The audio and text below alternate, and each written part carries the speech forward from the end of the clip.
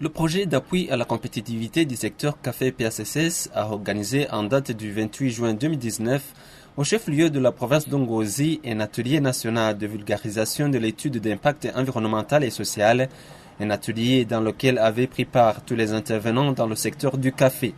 Dans son discours d'ouverture de cet atelier, l'envoyé du ministre de l'Environnement, de l'Agriculture et de l'Élevage a indiqué que la culture du café occupe une place de choix dans l'économie du pays car il génère des devises à hauteur de 80% des recettes d'exportation et fait vivre environ 600 000 familles burundaises, raison pour laquelle il a interpellé tous les intervenants dans ce secteur d'appliquer les recommandations formulées dans cette étude d'impact environnemental et social. Le café reste une culture d'une importance capitale dans l'économie du Burundi. Avec plus de 600 000 familles de caféiculteurs au niveau national, le café fournit jusqu'à 80% des recettes d'exportation en devises. Il est pourvoyeur d'emplois dans les stations de lavage, dans les usines de dépêchage et dans les activités de commercialisation. C'est grâce à son importance que les grandes stratégies et les grands programmes que le Burundi a mis en place ces dernières années accordent une grande priorité à cette filière. Au niveau de notre ministère, nous n'avons pas de doute que cette étude est venue compléter les efforts consentis par le gouvernement visant l'augmentation de la production et l'atténuation des effets du changement climatique à travers le plan national d'investissement agricole. Les experts qui ont présenté cette étude ont fait savoir que cette dernière a été réalisée en vue de déterminer et analyser d'une manière détaillée le niveau d'impact généré par les activités opérées sur la culture du café, proposer des mesures d'atténuation, produire un plan de gestion des pesticides utilisés dans les activités caféicoles, ainsi que d'autres.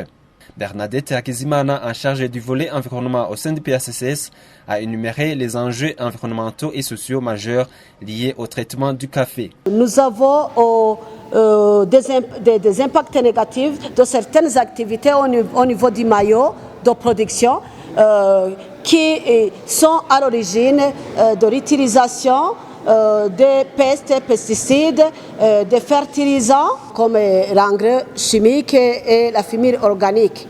Surtout quand les manipulateurs de ces différents produits n'étaient pas auparavant protégés. C'est la même chose qu'au niveau des pépinières aussi.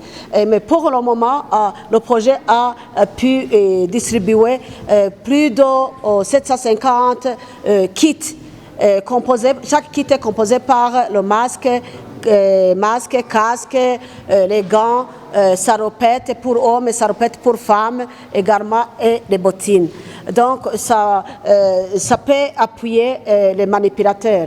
Et ces manipulateurs, pour le moment, on a changé. Donc il y a des manipulateurs qui traversent les champs de caféiers.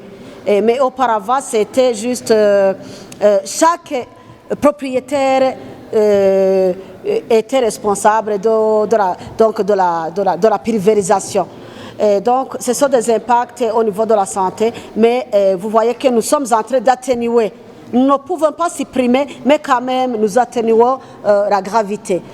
Au niveau des stations de lavage du café, nous venons de terminer un audit technique. Le rapport est là, a été accepté par la Banque mondiale et vers la fin de juillet, nous allons encore vulgariser ce document pour les dépipeurs et les déparcheurs et pour voir pour chaque entité quelles sont les propositions données pour que chaque station de lavage soit modernisée. Nous avons travaillé sur 261 stations de lavage.